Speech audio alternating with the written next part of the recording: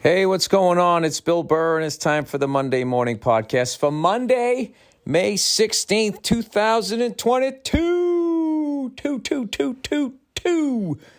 How's it going, man? How are you? I am tale of two cities. Tale of red titties over here for old Freckles.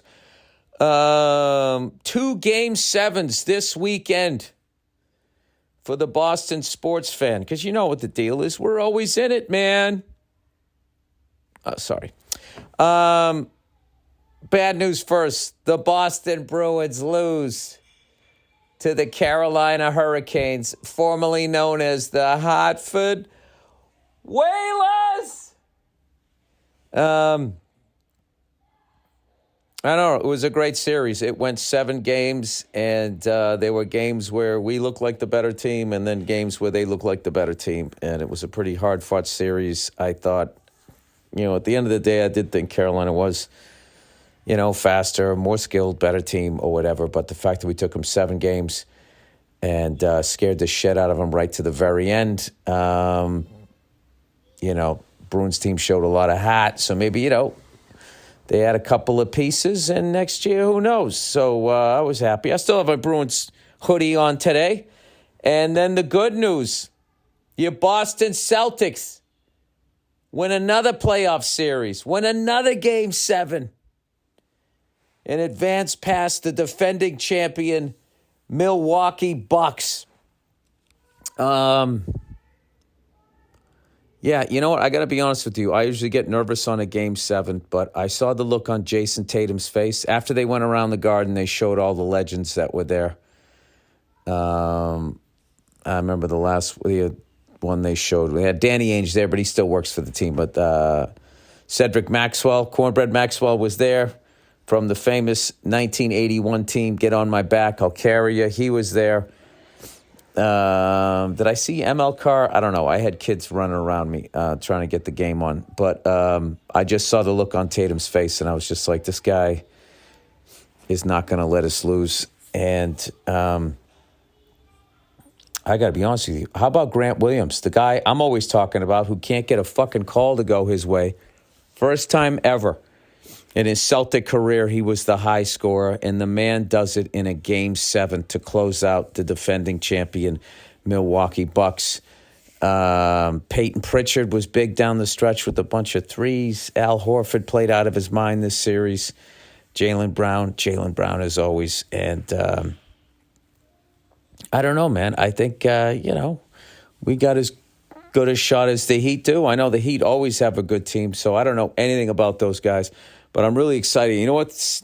It sucks to be all the way out here in L.A. when the Celtics and Bruins have a Game 7. The atmosphere in Boston must have been great. But I will tell you, one of the best things about the Celtics winning another playoff series out here is right after they win, they go to the local, sports show that has former Laker great Michael Cooper on it. And he hates the Celtics like no one I've ever seen. And it was so awesome. He just would not give it up to the Celtics. He's like, if they had Middleton. Bucks win this series, blah, blah, blah, and all this stuff. And all he was talking about was how the Bucks blew it.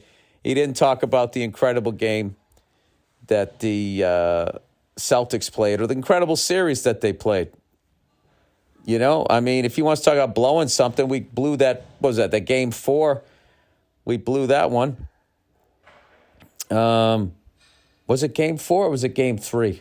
We had him one of those games, and we let it slip away in the fourth quarter. So, I don't know what he was talking about. It just makes me so happy that he hates the Celtics, and knowing that the Celtics won is really bothering him. Made it even. He didn't say one thing. He's just like, if you're going to leave him open like that, look, he's wide open. You can knock that down all day. Oh, yeah. Oh, yeah, is that how it is, Michael? We'll see. All right, so who knows? Michael Cooper's not happy, which means the Celtics fans are, which is awesome. We are advancing to the Eastern Conference Finals. Very excited about that. And the Red Sox actually won a series. I think we took 2 out of 3 from the Rangers. I missed all the games because I was on the road, but I was keeping track of them. And I saw that the Yankees finally lost. And so I text Verza yesterday. I'm like, dude, last time Yankees played, they're playing the Orioles today. You got to fucking bury them. You got to put a bet in. He goes, they already won today. I was like, fuck, that was the game. That was the layup. So, anyways, congratulations to Boston Celtics, and great year for the Bruins. I definitely think we're moving in the right direction. We're always in there, and I know we lost in the first round, but I'm still, optimistic about the direction that we're going in, and also the fact that Tuukka Rask retired, so we had all new blood in goal. I think we're doing all right. All right, plowing ahead here. I am still doing the intermittent fasting. Intermittent fasting. I haven't stepped on the scale. I was $182.5 last time I got on the scale. I'd like to be 10 pounds lighter. So I've been doing that. And I got to be honest with you. After like 2 days, you just sort of settle into it. It's not that big a deal. 8 hours eating, 16 hours of not eating. So like right now, I haven't eaten yet. Jeez, my kids are louder than hell today. Let's see here. Come on now. I have, 13 hours, 29 minutes. Oh, I have to go 16 hours, so I still have 2.5 hours to go. What? Oh, yeah, it's 8 in the morning. That's right. I can eat around 10. Oh, Jesus. But you know what? It's been good for, like, no late night eating, which is huge, especially when you're on the road and you're depressed. I miss my wife. I miss my kids. Let's see here. I guess I could talk about the friggin' trip I just had. Amazing trip. I did Sacramento, Fresno, and Oakland, California, and I went out with Dean Del Rey, and he's from up there. So he was excited to get back up there, and we just sort of walked around like every town. Like the first day I flew up to Sacramento, landed day of the show, so I kind of sequestered myself in the hotel room, right? And went out, did the shows. The first show, my God, lunatics. Lunatics first. Not lunatics. It was just like 3 or 4 lunatics. I had a debate with the guy about Tom Brady Deflategate. This is in Sacramento, California in fucking, what is it? It's in May of 2022. So I effortlessly shut him the fuck up once I told him the whole fucking details of that goddamn case. And then also I asked him what he was, and he was a Raiders fan. I'm like, oh, the Raiders. What is your motto? If you ain't cheating, you ain't trying. Shut the fuck up. Imagine a Raider fan bringing up cheating. Just imagine that. Oh, those fucking babies. And they talk about the tuck rule. And, of course, that fucking roughing the passer in 1976. I had no fucking problem with that one. That one that helped him go to the Super Bowl. That and the fact that Franco Harris and Rocky Bleier both went down in the same game. Yeah, all those three, they don't, none of that shit. No thanks to the Steelers. Well, that's actually a bad example. That's just an injury. But literally, shit fucking call. Gave the Raiders the game in 1976. A shit fucking rule. At least ours was a rule. It's a stupid rule. I don't agree with it. I think it's a fucking fumble. And a Raider fan will then say, we'll just pinch that part out there and ignore the roughing the passer rule. Anyway, then I was talking about abortion, and some woman brought up, rape babies. Then got into that debate. And then that topic's on the table, and that's my job. Now I have to riff about rape babies. Thanks a lot, lady, acting like you were at the fucking Senate or wherever the hell it is that they pass laws in this country. And then I had somebody else over on the, I don't know what they were. I don't know. I'm putting together a new hour, and whenever I put together a new hour, I'm like heavily trashing women. I don't know why this happens. I think because I don't have any material, I go into a defensive mode, so the old index fingers pointing at everybody else and not myself. So, it is what it is. Eventually, by the time I shoot my special, I'm pointing more at myself. It becomes a more balanced hour and 15 minutes. But right now, I'm going to tell you, we're a little fucking top heavy. And this weekend, when I go to Florida, yes, you can look forward to that. Although I don't think I'm considered misogynistic in Florida. I think I'm considered wholesome and have family values. I don't know how it works down there. I don't pretend to understand Florida. I mean, when you're a state that actually confuses people, even you confuse the rest of the South. When the rest of the South is going, hey, you might want to dial it back a little there. I mean, you're getting after it. And, I don't fault the people of Florida. Okay, if every time I walked out to my mailbox, I have to look for a body of water where literally a dinosaur could come out of it, chomp on my leg and start doing death rolls as he spins my leg out of my fucking hip socket, while also fucking up a brand new pair of Wranglers. I don't need that shit. I don't need that shit. I mean, that's insanity. By the way, condolences, you got to do this every year, to Toronto Maple Leaf fans. Somebody sent me the funniest fucking picture, and I couldn't post it just because it's just like Maple Leaf fans go through enough. Those two guys that carry out the cup every year wearing white gloves? Somebody photoshopped the Stanley Cup out of the photo and put a golf bag that was in the Toronto Maple Leafs colors with the Maple Leaf insignia on it. Oh, my God. Brutal. By the way, very quietly, because it is, hockey, and no one really pays attention to it, very quietly, the Tampa Bay Lightning are going for a three-peat. When was the last time somebody won 3 Stanley Cups in a row? Well, boy, howdy, I'll tell you. That was the 80, 81, 82, 83. 82, 83. 81, 82, 83. Yeah, that was the last time someone won 3 in a row, and that team actually won 4 in a row. From 1980 to 1983. The New York Islanders, with the late, great Mike Bossy, won 4 in a row. Won 4 in a row. But no one has won 3 in a row since then. There's been people winning back-to-back. Like Edmonton won back-to-back in 84, 85, 87, 88. Who else? The Penguins won 91, 92. Detroit won 97, 98. Then it gets foggy for me. Brain gets older and I don't remember. I want to say the Penguins, did they go back-to-back in the 2000s or 2000 teens? I can't remember. I don't know, but it's been a while. It's been a long fucking time since old Freckles was 15 years old, since the last time somebody won 3 Stanley Cups in a row. And I got to tell you, now that the Maple Leafs are, because once the Bruins lose, I root for the fucking Maple Leafs. You know what I mean? You got to do it. They're the greatest fans in sports. And I don't think you can argue it, considering I'm going to be 54 years old next month, and the fucking Maple Leafs have not won it in my lifetime.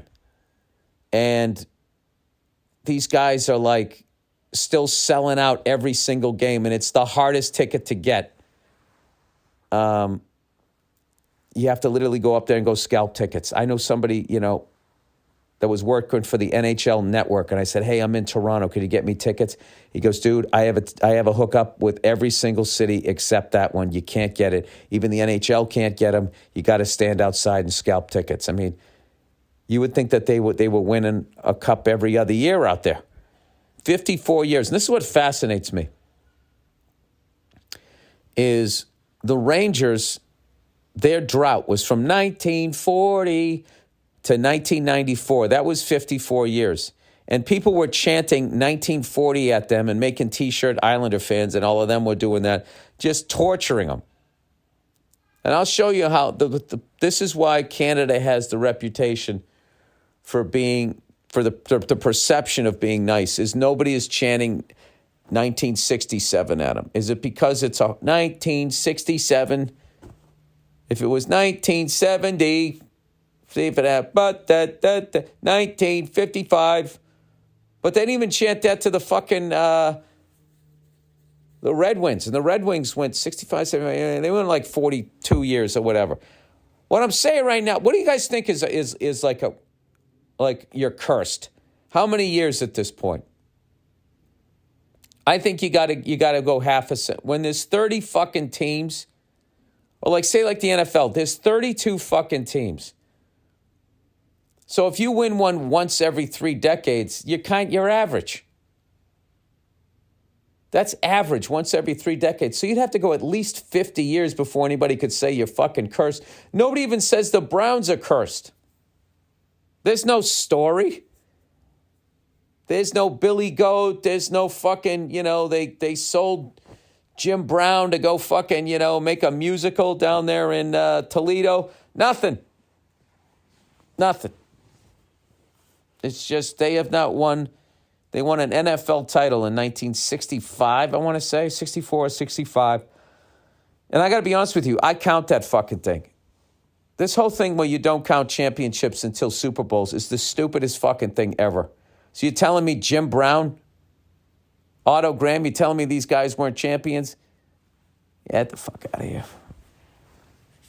But the fucking, Yankees and fucking Canadians can count titles all the way back to over 100 years ago with the Canadians. Doesn't make any sense to me. I always just found it weird. Well, Bill, we realize that because you brought it up 9,000 times. All right, well, until people start walking around saying the Green Bay Packers are the fucking Yankees, Canadians, Celtics, and fucking Patriots.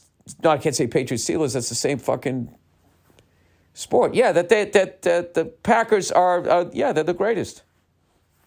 They won like 4 Super Bowls and like 11 NFL titles. I mean, they've won in every fucking era. All right, sorry, I'm getting my period here. Let's talk about some fun shit. So the next day after I do my Rape Baby early show, and then the second show, it was fucking butter, man. It was amazing. Both shows were awesome, but the second show was incredible. So I'm walking around Sacramento, a city that really gets a bad reputation.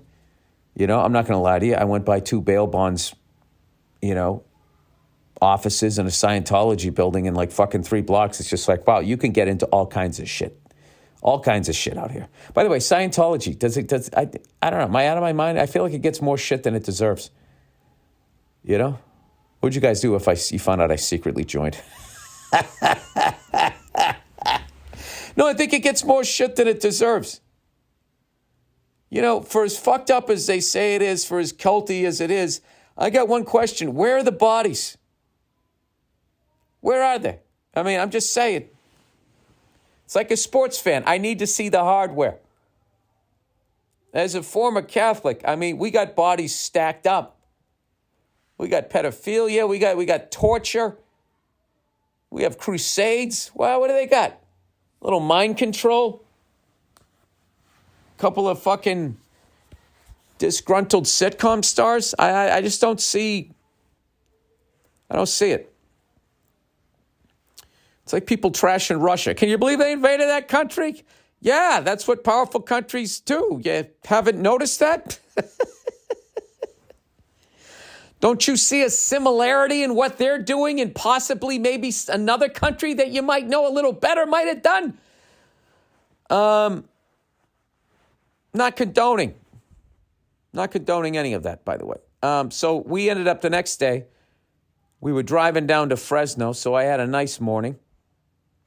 And I found this pipe and tobacco store that was right next to the original Tower Records in the Tower section, which I had never been to, in Sacramento.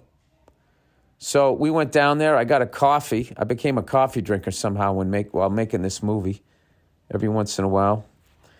I'll tell you, when you're old, when you find one pistachio in the pocket of your sweatpants. I mean, tell me that's not some old man shit. Yeah, I'll save this for later. I know my kids don't eat pistachios because I can't blame them. Like, they dropped it on the floor and I picked it up. Anyway, Yeah, kind of became a coffee drinker and actually really like it now. What do I go with? I go with the cappuccino. I get excited if they do the little design. And my goal as a new coffee drinker is I'm never going to have a cup of Starbucks. Just not. I think it was a good idea. It just fucking got out of control.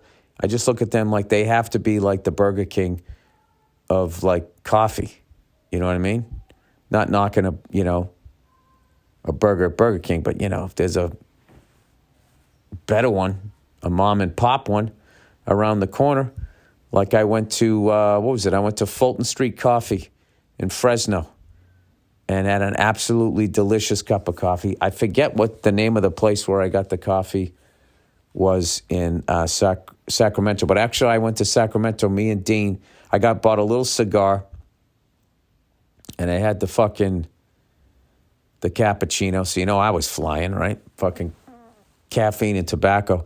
I'm walking down like one of those little side streets in the tower section. They had all these great houses, great neighborhood, couple of classic cars. Dean posted about them. There was a Studebaker. There was a first-generation F100, the front end before the Sanford & Son front end. So a late 40s Ford. And there was one other one. I can't remember what it was. It was a Dodge. I think it was a Dodge or something like that. But we walked up, just incredibly peaceful street. Houses, perfect little size, like original ones. You could tell, like mid-century ones. I think. No, a mid-century is those weird-looking ones. The Brady Bunch style house. It wasn't like that. It was like before that. You just sat there like, talking about comedy and all of this shit.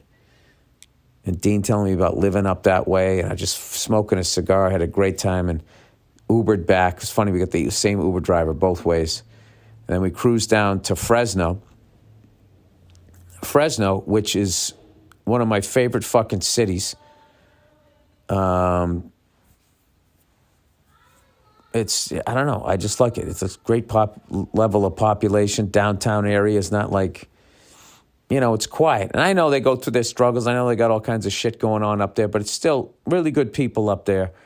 I took a picture of this. I posted on my stories, this incredible mural up there, which just said Fresno. Almost looked like a stamp or something like that. And then within the letters, it had like, that classic theater that I always want to call the Warner Theater or something like that. I think that's what it was. It was right next to that Fulton Street Coffee. But, and I played a theater there, I remember a long time ago. I got to find out which one I played. But I know Kinnison played that one. But I was at a different venue. But anyway, we went to the CVS right next door to it, right? There's a couple of homeless people fucking sleeping out front and some guy standing there, right? Typical one of these fucking cities that is just like America's kind of turning a blind eye to, right? But great people, right? So we fucking go in there. And I'll tell you, when you get a city that starts struggling financially, even when you go into the chain, they don't get the same shit. I go into the CVS to go buy some fucking vitamin C gummies. They don't have the 500 milligrams. They don't have the 750. They're only giving them 250. 250 milligrams. I buy them and I eat them and they taste fucking weird. There's just something about them. They were gummies. And Dean tried a couple. I go, those things taste weird, right? I go, yeah. I go, that's Fresno. That's Fresno vitamin C. There's something going on there. I feel like they don't want this city to make it. So I left it on the table at the coffee place. Figure some homeless guy could come by and grab it so he doesn't get scurvy. Then we walked back to the hotel. We went to a minor league ballpark where Leonard Skinner was playing, so they had their whole fucking stage was set up and all that. It was fucking awesome. And then we went by a pawn shop, and they had an entry-level sonar kit in the window. And then they also had they had one of those Apollo 3-speed bikes from when I was a kid with the slick on the back and the smaller tire on the front. It was a 1968, which was the year I was born. The guy wanted way too much money for it. They're going for like $600-700. The guy wanted like, he's saying $2,000. which is so funny. Like $2,000 for that, and then you just go on eBay. It's like, that's funny. This one's $675, and it's in better condition. But anyway, so, and once again, I got a coffee there. I had the, oh no, that was Fresno. Yeah, that was Fresno. That was the next day. That was the second day. And we just walked all around there, looking at the architecture and all of it. It just looked like what a city looked like when I was a kid in the early 70s. And I mean that in a good way. And I'm going to call my agent. At some point, I would love to do a run there, like the Warner Theater, go to a minor league game, and, maybe finally go to Yosemite after that. Maybe bring the kids up and everybody can go over there. That could be really cool. And then the last day, we went to, we did the Oracle in Oakland, where the Golden State Warriors used to play. And all these amazing bands had performed there. And I was thinking of all the basketball players I saw when I was growing up, knowing they all played in there. You know, Dr. J, Larry, Magic, Michael, Sidney Moncrief, Tree Rollins, Moses Malone, George Gervin, Daryl Dawkins, Mo Cheeks, Andrew Toney, that great fucking team. World Be Free, Jack Sikma, Rick Roby, Eric Fernstein. I'm going really super obscure here. Orlando Woolrich. I haven't named one Warrior yet. Dare I say Wilt Chamberlain, maybe back towards the end of his career when he played for the Lakers. All of those guys with their short shorts were in there, playing above the rim. I think the 74 and 76 championship teams were won in that building. And then every band, the speed metal scene started up that way. All of those bands ended up headlining that place. And then old Freckles was there. I tell you what's really cool about that place is they have a hole in the wall. Dirk Nowitzki, after a playoff loss to Golden State, picked up a fucking trash can, and I swear to God, threw it like 30 feet in the fucking air and put a hole in the wall up there. And they put a piece of hard plastic over it. And then they put like one of the NBA final T-shirts that the fans wore right above it to sort of mark the year that it was. I thought that was really cool. Dirk Nowitzki, a champion himself for the Dallas Mavericks. Mark Aguirre played in that building. Isaiah Thomas. Bill Laimbeer. Mark Mahorn. Vinnie Johnson. Scottie Pippen. All right, Bill. We get it. Dominique Wilkins. David Thompson. All right. I don't know why. Downtown Freddie Brown. Dennis Johnson. There's some like 52-year-old right now going, yeah, I had that poster. And we got to play it. But before we went there, we actually went to Oakland. And all the years I was doing stand-up, I always played San Francisco, and I never played out in Oakland. Oakland was more the black comedian circuit, and white guys went to San Francisco. That's how it was. It was segregated, and I never fucking walked around Oakland. And I was there in downtown Oakland, and I absolutely fucking loved it. I went down, I got some barbecue, fucked up by getting the hottest version of it. I was thinking that for some reason they were going to have it on the side, and they didn't. They just took a paint roller and put it all over all of it. But I toughed it out.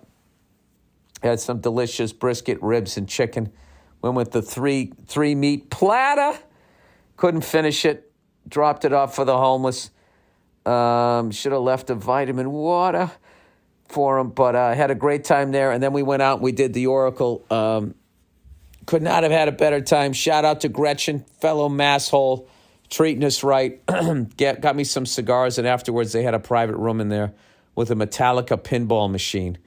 And then you walked into like this speakeasy and you could like smoke a cigar in the Oracle. It was amazing. The crowd was amazing. All the crowds throughout that whole tour was just fucking awesome. And I already miss it. Like, I want to go back there. And I was just telling my wife how I wanted to maybe go up there and maybe stay in San Francisco. I do some Punchline gigs.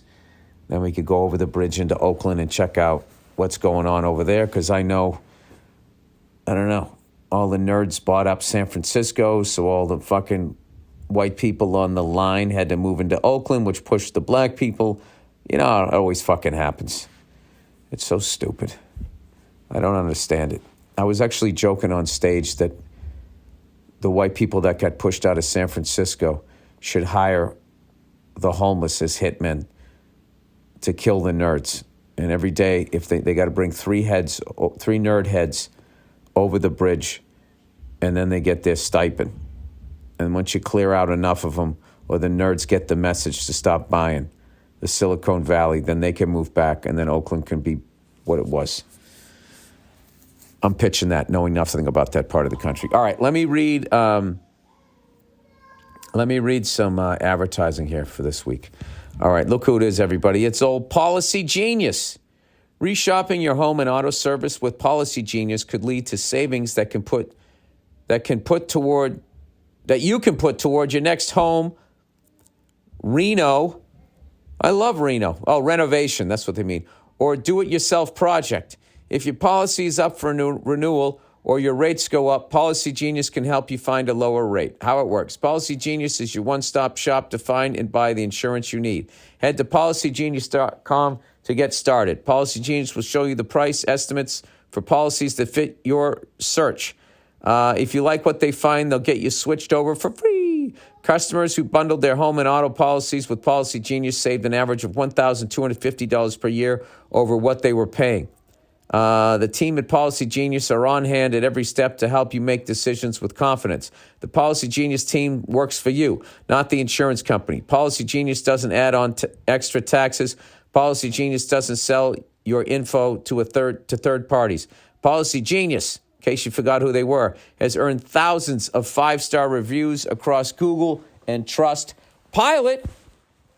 Head to policygenius.com to get your free home insurance quotes and see how much you could save. All right, look who it is, everybody. Sorry, I had to take a swig of water there. Water. Oh, look who it is, everybody. Me undies. No more sweaty balls. Me undies. You can wear them right through the fall. Too many nerds went into San Fran. Even though I know they don't call it. You went into San Fran. Hire a couple homeless if you can to cut their heads off so you can move back. And everybody resettles.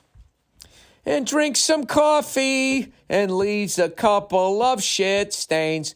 All right, MeUndies. I love going up to San Francisco and calling it San Fran. They're like, nobody calls it here. They call it Frisco. It's either that way or the other way around.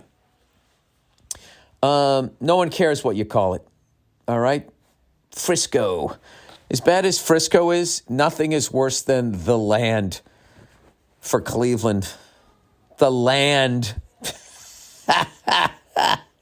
The Burg. All those Rust Belt cities just struggling still, looking for an identity. They used to have one, right? Hard hat guys fucking, welding shit together. And now it's people making apps. All right, MeUndies. You know those days when your coffee shop is out of cold brew and your air conditioner breaks and you try to go to the beach, but there's 0 parking spots? Yeah, life can be hard. Good thing MeUndies is here to help you take a break from the hardships of the world and give yourself a soft summer. The summer's here, everybody. Enjoy it while it lasts before someday it's too fucking hot to go outside.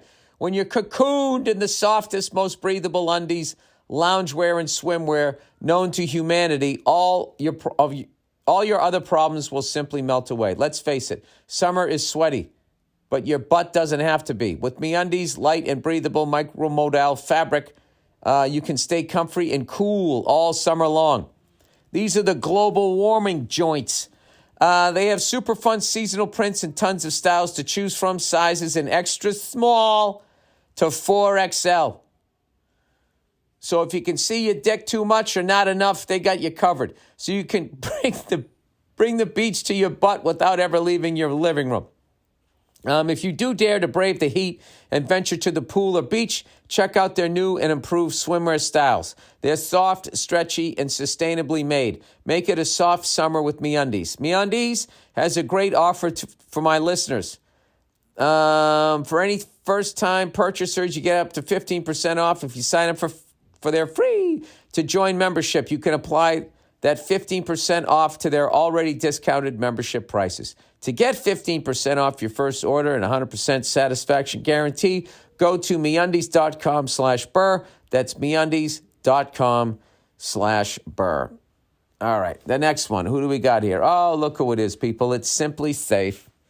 Simply Safe. I don't know why you guys don't have it. In this economy, these burglars are getting pretty goddamn bold. You guys know I love the break-in protection that my Simply Safe home security system gives me. But it's not always outside forces that you need Simply Safe's protection from. This is Joshua's story. This is his story. Everybody listen. Believe Joshua, a Simply Safe customer from Indiana. A few months ago, he fell asleep with pizza rolls still in the oven. I've read this like 3 times. What in the fuck is a pizza roll? It sounds to me like you're just eating dough. But he has it in the oven. Does that mean he took it out too soon? Pizza rolls. Frozen. I'm guessing that's what he had. Oh, shit. Those are like Hot Pockets with pizza filling. Wow. I'm going to guess this guy has a lot of sodium in his diet. He fell asleep with pizza rolls still in the oven. This could have been disastrous. Yeah, he could have burned him. Thousands of dollars in damage to his kitchen and home or worse. Luckily, Joshua has a comprehensive Simply Safe system.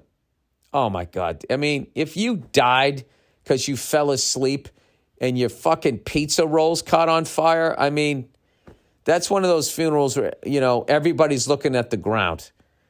Mostly because they're sad, but there's a few people trying not to look and make eye contact with somebody else and start laughing.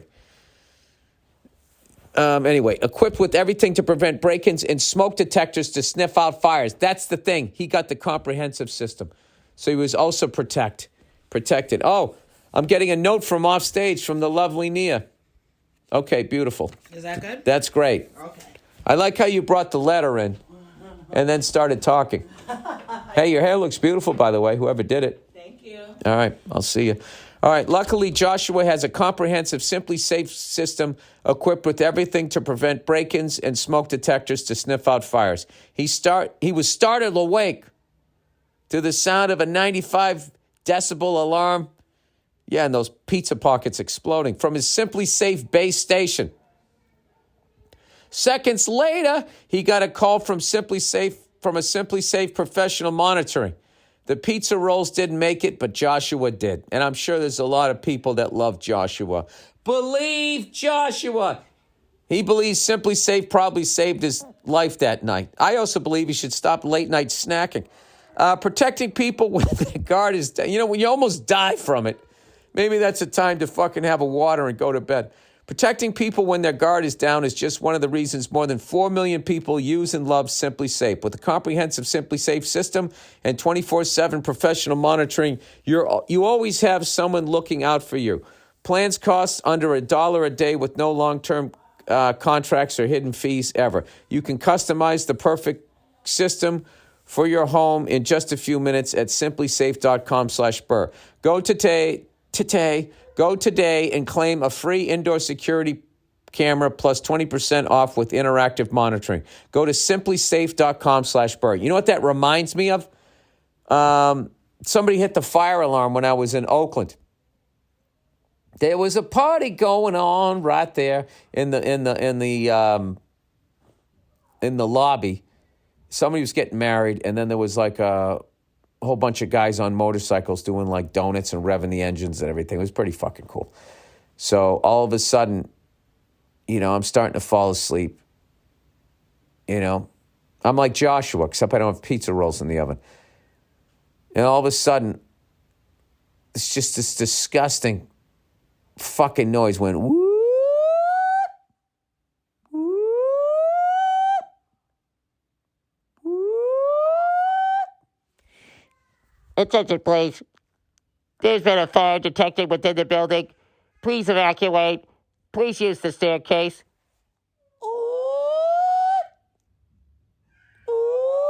It did it fucking the whole time. It wouldn't stop. So, I call Club Soda Kenny. I'm like, is this legit? He's like, I called downstairs. They said there's a fire on the second floor. And I'm like, all right. And we fucking go out in the stairs. Attention, please. This is not a fucking drill. You go use the stairs. So we go there, and there's like, I don't know, everybody in the hotel is walking down the same staircase. And there's like old people, and we keep having to stop on the stairs. There's like a traffic jam of people going down the stairs. And I just kept looking down the stairwell looking for smoke, because I'm like, if this fire is getting out of control, how slowly we're going down here, at some point we're going to have to make a decision to trample the elderly to get out of here. I always thought back in the day, oh, there's staircase right there. I will say this, if you're high enough up, there's going to be traffic because people who are physically compromised. Bill, why couldn't you pick up an elderly person and run with them? That's what I would like to think that I would do. It all depends on how close the flames are. Right? That would be the deal. Anyway, we walk from the 10th floor. It's one of these places where you got to watch 2 flights to get down to the next floor. So we went from the 10th floor all the way down to the 4th floor. And then they just go, ooh, attention, please. The emergency is over. You can go back to your room. And then everybody on the stairs was just like, what the fuck? It's just like, hey, we didn't burn to death. I was kind of thinking because the sprinklers weren't on that we were going to be okay. And that's my fire story. You know what? Thank God that hotel had Simply Safe. SIMPLISAFE.com. All right, Solo Stove, everybody. Solo Stove. There's nothing quite like the feeling of gathering around a warm fire on a cool evening. And a smokeless fire pit from Solo Stove makes your outdoor moments even more memorable. Because instead of having to constantly dodge those goddamn campfire fumes, you can sit back, relax, and actually enjoy the fire. Is there anything better than a fire outside? Sitting out there, feeling its warmth. The only thing that sucks is when the wind changes, and now it's like you're behind a city bus. A fleet of city buses. Well, no more of that with the Solo Stove. And right now, you can get a great deal on a Solo Stove fire pit. Upgrade your backyard with the Solo Stove fire pit. And the greatest thing too is this thing is you can take it with you, whatever they call it, compact or some shit, right? You can bring it to a tailgate. It's the perfect catalyst for getting outside and spending more time with family and friends. You can bring it camping. No more trying to fucking get a piece of flint. Can you start a fire out in the wild? Yes, I can with my Solo Stove fire pit. Did I mention they're brilliantly engineered? Made from premium grade 304 stainless steel, not that 303 shit that they've been shoving down your throat. And a 360-degree airflow system that maximizes efficiency while minimizing smoke. Easy to light with a few bits of starter. Your fire is blazing in a minute. Perfectly portable. That's what the word is. Not compactable, portable. Take Solo Stove with you on camping trips and more. Hey, do you got season tickets to the fucking Green Bay Packers and you're sick of freezing your ass off up there? Get a Solo Stove. Shop now and get up to 30% off fire pits all month long and use promo code Burr at checkout to get an extra $10 off, plus a lifetime warranty and free 30-day returns. Just go to solostove.com and remember, you get $10 off when you use promo code Burr. All right, who do we got here? The lastly but not leastly, before we go into questions, the first one being about intermittent fasting. Allbirds, everybody. Allbirds create shoes and clothing that are better for you and better for the planet using a revolutionary roster of premium natural materials like their popular Tree Runner sneaker. Why is it called the Tree Runner, you ask? Because it's made from eucalyptus tree fiber, a lightweight, breathable, and silky soft material, making the Tree Runner the perfect everyday shoe for getting the most out of sunny days. I'm going to get a pair of these and let you guys know how they are. Made with premium natural materials like eucalyptus fiber, designed with a breathable knit that keeps your feet cool when you're soaking up the sun. And they're super lightweight, making them the perfect pair to take along on any adventure. Minimal and versatile for effortless everyday style. Thoughtfully designed without any unnecessary frills or logos, and they go to go with every outfit. Find your new favorite shoes for sunny days and upcoming travel at allbirds.com. ALLBIRDS.com. Sorry. All right. What do we got here? Somebody wants to talk about intermittent fasting. Something that I've been doing. Let me see how many days I've been doing this shit. I'll let you guys know. I should go step on the scale and see if I've lost any weight here. I must have. I've been doing it. I did it 1, 2, 3, 4, 5, 6, 7, 8, 9, 10, 11, 12. Since May 6th. Well, May 5th is when I started. I've done at least 16 hours, occasionally a little over 17, every single day except Sunday night, the 8th. But I've done it 1, 2, 3, 4, 5, 6, 7 days in a row. I had a day off and then 1, 2, 3 days in a row. This looks like a fucking baseball schedule. And yeah, my stomach is going down. I'm hitting the gym after this. And then I'm going to have a little bit of lunch here. I'll let you know how it's going. Intermittent fasting. Hello, Mr. Burr. Oh, by the way, now that I'm into the wonderful world of coffee, I want you guys, all these cities I go to, you tell me the fucking best cup of coffee, and I'm going to fucking swing by and check it out. I'm going to Florida. I'm in Tampa. So you know I got to go down to Ybor City to get me a cigar or something. Let me know what the place is out there. All right, intermittent fasting. Hello, Mr. Burr. Just writing to tell you that intermittent fasting actually works. Well, good. Fantastic. He goes, I became a fat fuck during the early days of the pandemic. I'm 6 feet and was a little over 225 pounds. Driving down the road one day, I hit a pothole and felt my titty jiggle. Oh, no. And that was the motivation I needed to get to work on myself. Well, that's good, man. At some point, you got to be ashamed of yourself to turn it around. And there's nothing wrong with being ashamed of yourself. If you're ashamed of yourself, that means that you know you can do better. Which means you got some pride buried underneath all that bacon fat. Started running until gyms open and then got into cardio and weights. No matter what, I couldn't get under 208 pounds. Then I tried intermittent fasting. And from August to my birthday in late November, the pounds melted off me. My goal was to be under 190 pounds by my birthday on November 25th. And I hit my goal, weighing in at 189.4 pounds. That's fucking awesome. He goes, I did 17 hours no eating and 7 hours eating. During the 17 hours with no calories, it was all water or tea. I was determined and got her done. At 42 years old, I'm healthier than ever I've ever been, and never going back to being jiggly tits. Yeah, and you drive a truck too, man. So, I mean, that's obviously a lot of sitting down and not, eating well. I remember when I was living the life of a trucker, when I was doing college gigs and all that, my go-to place was fucking Subway. I told you all that shit. I get a large stack of pancakes and try to go the whole fucking day, and then I get a 6-inch Subway sandwich at the end of the day. And hopefully this college paid me. Anyway, can't wait to see your shows in Toronto in August and Windsor in October, and really hope my Leafs don't crap out yet again. My heart can't take much more of their shenanigans. That's awesome, man. I'm hoping this intermittent fasting is going to get me down to my goal of $172 in and around my birthday. I think I waited too long I don't know. We'll see. We'll see where I'm at. I'll keep you guys posted. Tell me, where are you from? Billy boy, Billy boy. Tell me, where are you from? Charming Billy. What song is that? He's a young boy that wants to go scouting like a scout. All right. Where are you from, Bill? Hey, Billy boy, O.D. O.D.? That's O-D-E-E.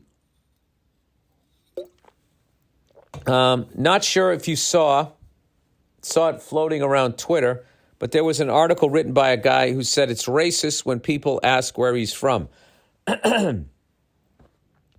Why? I ask people where they're from all the time if they have an accent, because the rest of the world interests me. Anyways, he says, I'm a Pakistani-born American, and I drive Uber/Lyft and anything else they'll let me. I love it when people ask me where I'm from because it makes me and my country more human to them. How many Pakistani people do you know? One. And then there's a couple others that I might know, but I'm not going to ask them what they are, because then they'll, if they're Indian or they're not Pakistani, you guys are like fucking, Michigan and Ohio State. I don't want to start that shit up. And you're in a fairly diverse city. Exactly, Bill. Probably only a few, if any. So that's why I love it. I don't like how you just fucking assume that shit. Even though you were right. Sometimes I just say one of those countries that gets bombed a lot. Some laugh, some apologize on behalf of their army. So we're not bombing you guys. I thought that was India. I don't want to start it up. I know you guys are. Problem is people in Pakistan and India, they're Led Zeppelin fans, all right? And then Zeppelin wrote that song, Kashmir, and then that just started the whole shit up again. As far as I know, that's what's going on over there. So I say, ask me where I'm from, and don't worry about the occasional insecure guy who doesn't like to hear it. Thank you for all the laughter. Well, yeah, I mean, it's kind of like, it's probably because they got treated like shit. I mean, there's a difference between like, hey, man, where you from? That's a cool accent. As like, as being like, dude, where the fuck are you from? I mean, that's not a good one. All right, Remedies. Hey, Billy Drum Solo King.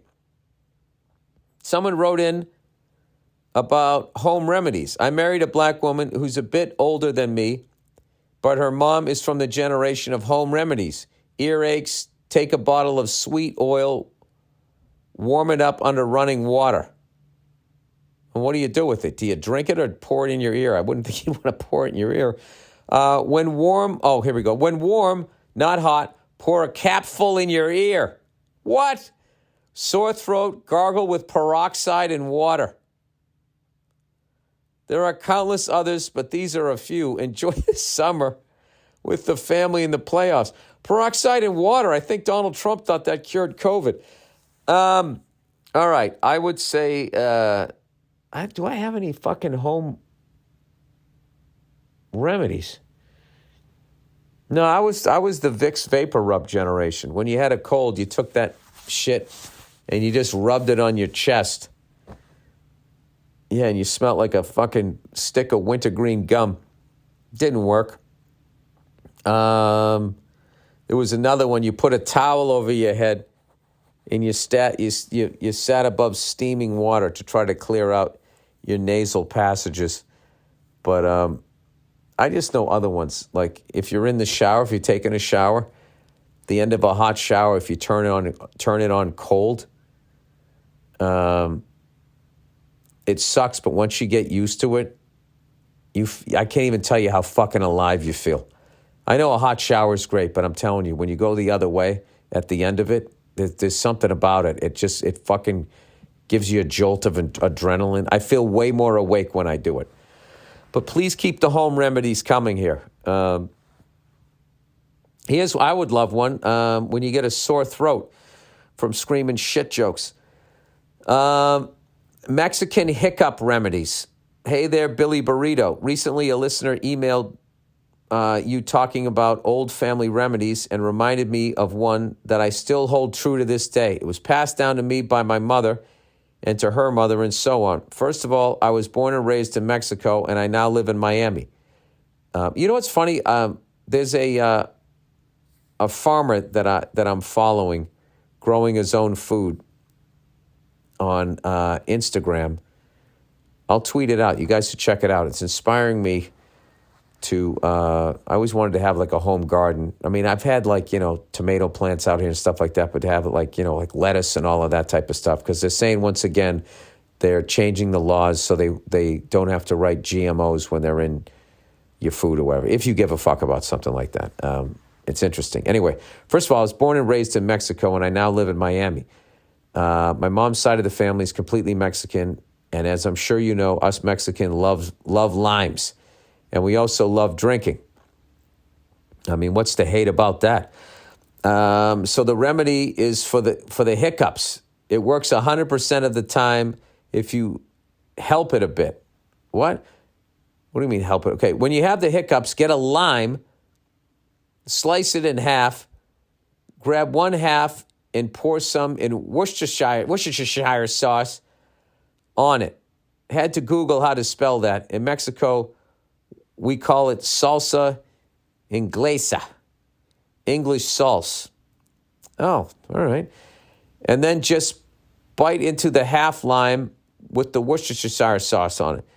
It's going to be super sour and intense, but all that flavor sort of shocks your body and will sort of forget about the hiccups. So you scare yourself with flavor.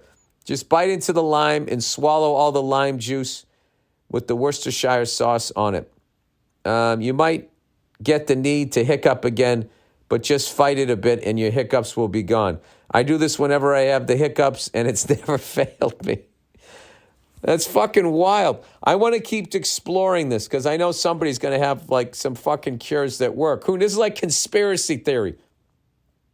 Then who knows? Maybe you don't have to go to the CVS in Fresno where they have the funny tasting fucking, the funny tasting fucking vitamin C gummies.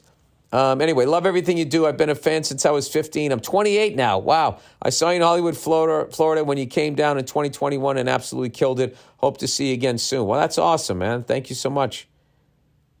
That's always cool when somebody who's not white likes me. You're like, all right, my shit jokes are crossing racial lines. I love it. All right. Underrated. Working with people who know the next step. You don't have to ask for the hammer or reach for the next piece of plywood. It doesn't matter what you're doing. If the person you're working with can handle doing what they're doing and also seeing the project as a whole. I'm writing this because I'm currently experiencing that. Unlike the last Dumbo who slowed me down so much that I missed my own anniversary dinner to meet a contractual deadline. Now, wait a minute. You're blaming the person who hands you the shit? I don't know. You should have been cracking the whip a little fucking hard. Is that politically incorrect as a white person to use that fucking expression? Let's see. Let's look that up. We'll end the podcast on that. Is it passe? I do know as a white person you wouldn't want to say that to a black person. I can pretty much guess that. All right. You guys don't start stepping it up. You're going to make me have to start cracking the whip. Excuse me? All right. Cracking the whip. I mean, I don't even need to be origin. Maybe it's a horse racing thing. We'll see. Origin. Come on. Oh, I have the slowest internet. Crack the whip. An expression for using one's authority to urge subordinates to work harder or behave better. Crack the whip traces its origins to the 17th century horse-drawn wagon drivers, according to the American Heritage Dictionary of Idioms. Cracking the whip, racism claim fails. Cracking the whip is not a racial term. I love when white people do that shit. Actually, it's not a racial term, even if it reminds you of slavery. So I'm going to continue saying it while I do the tomahawk chop. Just because that's what human beings do. You can't tell me what to do.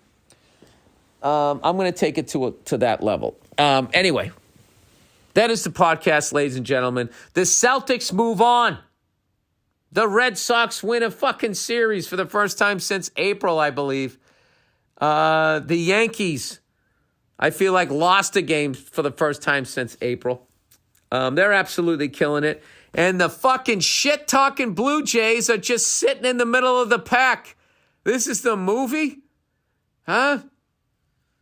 This looks like one of those 3-star movies that you can wait until it goes to home video, till it goes to Blockbuster. We'll see, though.